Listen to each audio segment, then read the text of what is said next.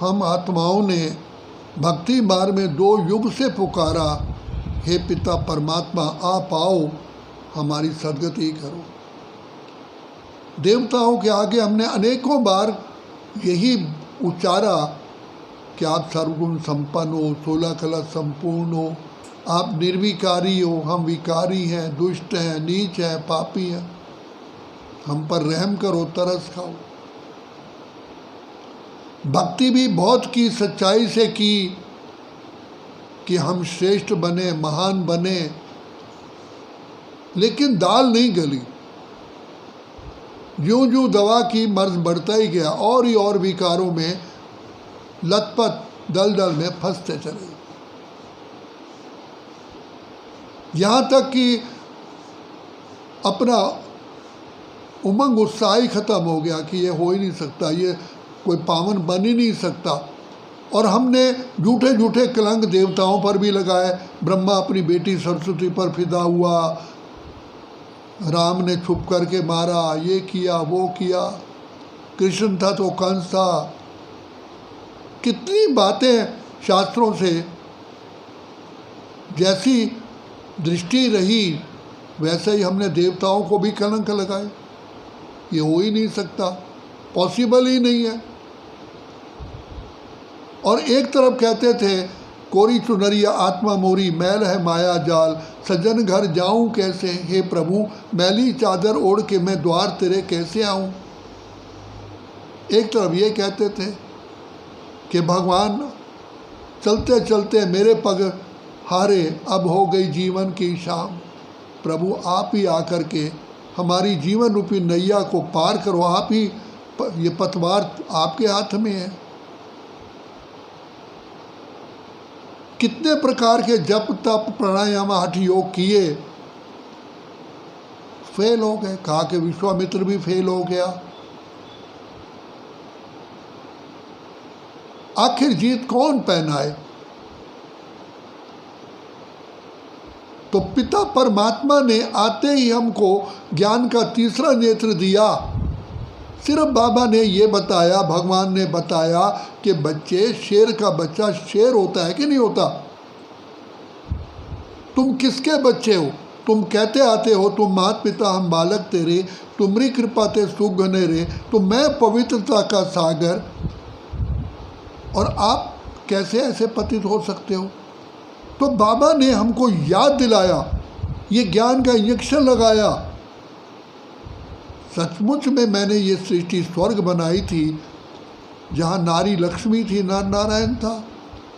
तभी तो आज घर की नारी को गृह लक्ष्मी कहते हैं कि नहीं कहते, चाहे उसके पास कुछ भी ना हो। तो बाबा ने जैसे कि हमको फोर्सफुली बुद्धि में बिठाया कि तुम ही ऐसे श्रेष्ठ थे, तुम ही महान आत्मा थे, पूज्य आत्मा थे, मेरे बच्चे हो। बच्चे भगवान के बच्चे कौन होंगे? भाग्यवान होंगे कि नहीं होंगे? तो बाबा ने हमारी बुद्धि को ठिकाने लगाया। तुम महान आत्माएं, श्रेष्ठ आत्माएं, पूज्य आत्माएं, देव आत्माएं, धर्मात्माएं थे। हमने बाबा से पूछा, बाबा आखिर पतित क्यों बने फिर? तो बाबा ने कहा, जब तुम सतयुग में आए थे तो अपने को तुम आत्मा समझते थे, आत्मिक स्मृति में थे, तुम्हारे पास डबल ताज था, crown of purity and crown of prosperity, धर्म का भी ताज था, रत्न जड़ित ताज था। जैसे ही तुम अपने को देह समझने लगे, दूसरे की भी देह को देखने लगे, नर नारी का भान आया, तो यहीं पर ही विकार का जन्म हुआ। जैसे ज्योति बुझती है तो अंधेरा अपने आप आता है, अंधेरे को बुलाया थोड़ी जाता है। और अंधेरे को भगाने के लिए केवल एक छोटी सी बत्ती जलाओ तो अंधेरा भाग जाता है। तो तुम अज्ञानता के अंधकार में आ गए। सबसे पहले तुमने खुद को ही भूल गया। कहते हो ये मेरा शरीर है और तुम अपने को शरीर समझ रहे हो। कितनी भारी गलती तुमने की।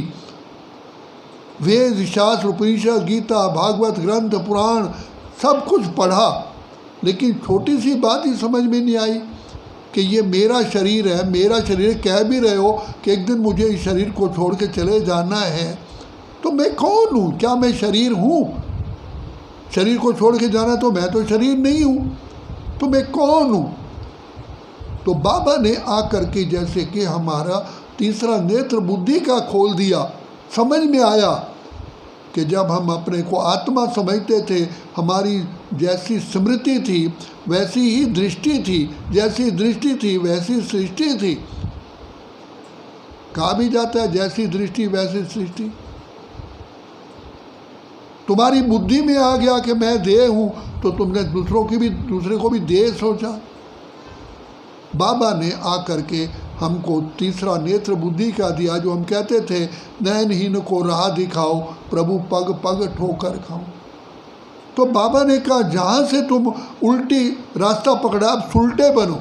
फिर वही रास्ता, जब तक के उल्टा रास्ता पूरा नहीं करोगे तो मंजिल पर नहीं पहुँचोगे। जाना ईस्ट और जा रहे हो वेस्ट, तो ईस्ट कैसे पहुँचोगे? जाना है पूर्व की तरफ, चल पड़े हो पश्चिम की तरफ, तो पश्चिम पे जितना चले उसको फिर कवर करो और फिर पूर्व की तरफ पहुंचोगे। तो बाबा की बात समझ में आई। तो हमने कहा बाबा अब कैसे करें? तो बाबा ने कहा बच्चे तुम मेरे साथ योग लगाओ, अर्थात बुद्धि द्वारा मुझे याद करो।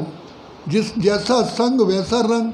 तुम पिता परमात्मा की कंपनी में रहो, संग में रहो, तो तुम्हारे ऊपर मेरा रंग लगेगा। मैं भी सदा विदेही हूँ, देह से न्यारा हूँ।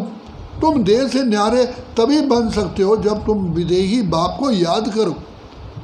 इसलिए तो तुम देह अभिमान में फंस के आए। तुमने देवताओं को भी पूजा तो उनके भी शरीर को पूजा, उनकी आत्मा को तो नहीं पूजा, जबकि आत्मा ही कर्म करती है, गुण भी आत्मा में ही होते हैं। तो बाबा ने हमको सही मार्ग पर लाया और इसलिए कहा देह अभिमान पर चिंतन पतन की जड़ है, स्वयं चिंतन उन्नति की सीढ़ी है। तो बाबा ने आकर के हमारा तीसरा नेत्र जैसे खोला तो सारी बातें समझ में आ गई। तो बाप को याद करने से ही बुद्धि के कपाट खुलते जाते हैं। ज्यों ज्यों बाबा को याद करते हैं वो रोशनी आती जाती है, अंधियारा मिटता चला गया। जो आत्मा के ऊपर, आत्मा रूपी आँख पर ये मोतियाबिंद आ गया था, अज्ञानता का पर्दा आ गया। तो बाप आकर के अज्ञानता का पर्दा दूर करने के लिए रोज़ रोज़ हमको आकर के ज्ञान की बातें सुनाते। तब बाबा कहते तुम देखो, बाबा से तुम ज्ञान की बातें सुनते हो, खुशी में आते हो, नाचते भी हो, गाते भी हो कि बाबा आपने कमाल कर दिया। हम तो थे उलझन में, मार्ग दिखाया आपने, पिंजरे के पंछी को दिया आकाश आपने। हमारी जो दृष्टि थी, हमारा जो मुंह था नीचे की ओर था, तो नीचे की ओर पतन की ओर आ गए। तो बाबा ने हमारा मुंह ऊंचा ऊपर की तरफ किया कि बच्चे तुम किसके बच्चे हो? सोचो तुमको कौन मिला है, कौन तुम्हारा साथी है? तुम्हारा पिता, मैं तुम्हारा पिता, ज्ञान का सागर, प्रेम का सागर, आनंद का सागर, शांति का सागर, सुख का सागर हूँ। तो जो आत्मा दिल से, दिमाग से ये महसूस करती है कि मैं इतने ऊंच बाप की संतान हूँ, मेरा पिता बार बार या मेरा पिता ज्ञान के सागर, प्रेम के सागर, आनंद के सागर, शांति के सागर, तो ये मनन चिंतन करने से आत्मा में जैसे कि स्पार्क पैदा होता है। हमारी मोटर गाड़ी चलती है, उसे प्लग में स्पार्किंग होती है, पेट्रोल जलता है तो गाड़ी आगे चल पड़ती है। तो बाबा ने आकर के हमको ये रोशनी दी, ये प्लग दिया जिससे स्पार्किंग होती है कि मैं आत्मा हूँ, मैं शिव बाबा का बच्चा हूँ, मैं आत्मा शांत स्वरूप, प्रेम स्वरूप, आनंद स्वरूप, सुख स्वरूप हूँ। यही लेसन है, बार बार अपने को स्मृति में लाना। जितना हम स्मृति स्वरूप बनते हैं वैसे ही हमारी दृष्टि, वृत्ति, कृति, आचार, विचार, व्यवहार बदलता है। अपने को बदलने का केवल एकमात्र तरीका है, मैं शुद्ध आत्मा हूँ, मैं शुद्ध आत्मा हूँ, मैं श्रेष्ठ आत्मा हूँ, मैं महान आत्मा हूँ, मैं पूज्य आत्मा हूँ। किसके संतान हूँ? बहुत गहराई में सोचो, किसके संतान हूँ? जो सारी सृष्टि का रचता है, जो पालनहार है, जो दुख हरता सुख करता है, वो ज्ञान के सागर, प्रेम के सागर, आनंद के सागर है। ये मेरा अपना अनुभव है। मैंने बार बार बार बार बहुत गहराई से अपने आप को याद दिलाया। जैसे कोई कील ठोकी जाती ना, इतनी ठोकी जाती है कि कोई हिला भी ना सके। ऐसे ये ज्ञान की बातें हैं, अपने दिमाग में सेट करो, फिट करो कि मैं किसकी संतान हूँ। इतना ही लेसन काफ़ी है।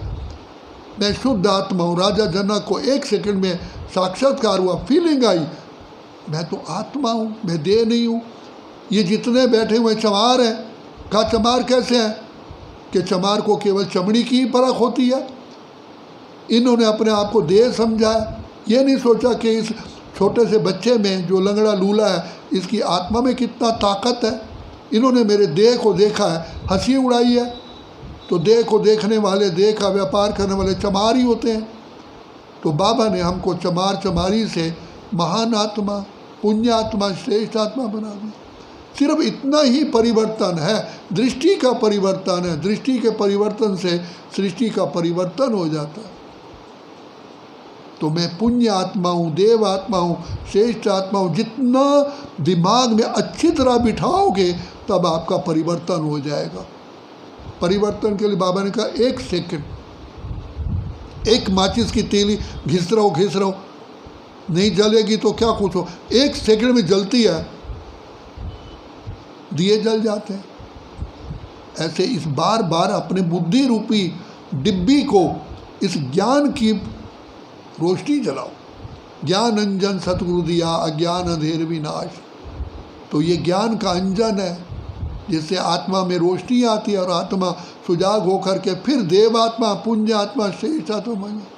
इसलिए बाबा को रोज़ रोज़ आकर के ये ज्ञान की बंसरी बजानी पड़ती है। तो इसलिए जो आत्माएं ज्ञान पर मोहित होती हैं, ज्ञान को बार बार मनन चिंतन करती हैं, उनके अंदर ही चमक आती है। इसलिए बाबा कहते हैं ज्ञान को केवल सुनो नहीं, लेकिन इसका मनन चिंतन करके गहराई में जाओ। तभी कहा जिन ढूंढा तिन पाइयाँ, गहरे पानी पैठ, मैं अभागा डूबन रहा किनारे बैठ। हमने किनारे सुन तो लिया, लेकिन उसकी गहराई में नहीं गए। तो इसलिए ज्ञान की बातों को सुन करके गहराई में जाओ। मैं कौन हूँ, किसकी संतान हूँ, किसकी संतान हूँ, भाई यही मंत्र है। इसी को मन मना भाव कहते। अच्छा, ओम शांति।